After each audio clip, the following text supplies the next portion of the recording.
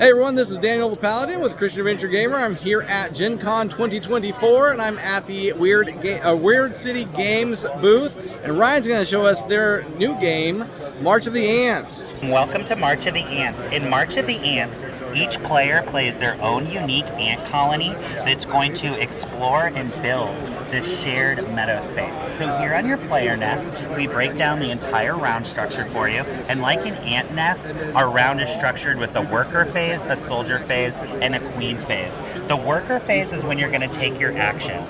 So the first exact action I'll talk about is explore. You can explore to take one of these hexes off the pile and put it into play in the meadow. You can see these hexes have collection sites that your ants will be able to occupy, and you'll collect these resources later in the round. Another action you might take is forage. That's how you draw these ant cards. An example ant card you'll put into play are evolutions. These are unique body parts that you're going to put onto your ant to make it special and uniquely yours. To help you keep track of what each of your evolutions do, they're each tied to a specific phase of the game. So your thoraxes, they're going to help you in the worker phase. Those actions you're taking, they're going to make them more efficient or perhaps give you additional actions. Another type of card you can play are colony goals. These are unique strategies that your colony is doing to try to score points. This first one is extensive tunnels. This scores you points for having the longest stretch of connected hexes that you control. Another example is symbiotic mandate. This one gives you points for sharing space with other ants. So one thing that's really cool about March of the Ants, you can actually be a peaceful diplomatic ant sharing space with other players, or you can be an aggressive ant going around terrorizing the board and trying to dominate the space. Your colony goals and your selection of different evolutions you put into play really determine what kind of strategy you're going to be able to take.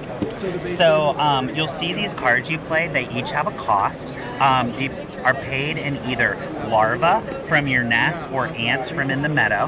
And when you take actions, explore, forage, or march, they cost food. So there's going to be some tension that you're going to have to really determine, is that action worth taking or should you save the resources? When all of the players have taken all the actions they can take in the worker phase, you'll take these resting tiles. When all of the resting tiles have been selected, the worker phase ends and you go to the soldier phase. In the soldier phase, contested hexes will be battled over. A hex is contested if there's more ants than control sites. So here you can see these ants are getting along fine, but there's going to be a battle in soldier phase here because there's more ants than collection sites.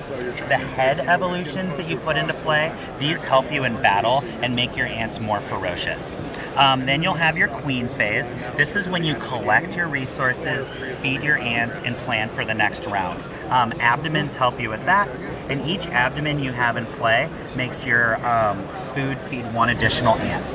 At the end of each round is a slumber phase. That's when you get to score points for each hex you control that's adjacent to the Great Tunnel, so there's sort of an area control mechanic there. And you're also going to score your colony goals. Each of these scale, so with Extensive Tunnel, you could score 1 point for having 3 hexes connected by a tunnel, or you could score 1 point for having 3 hexes, or you could score 3 points if you have 6 hexes that are connected. So really, you want to achieve and go after your colony goals as strongly as possible to get as many points as possible. It's played over 4 rounds, and at the end of the 4th round, the player with the most points wins. Because we have this tight economy, where playing cards cost your population, taking actions cost you food, this is actually a strategy game you can play in 45 minutes. Oh, I know wow. you hear that all the time with Civilization style games, 90 minutes, it's really 4 hours. If you get this game on the table, I promise you you'll finish it. It can be played from 1 player all the way up to 5. Oh, wow. We have cooperative or solo rules, lots of different ways to play the game. Awesome. So where can people find this game, or when will it be available? This will be available on Kickstarter August 20th. Okay, awesome. All right, thank you so much. Thank you very much. Thank you for coming by, and thank you for spending time at Gen Con with us. Thank you.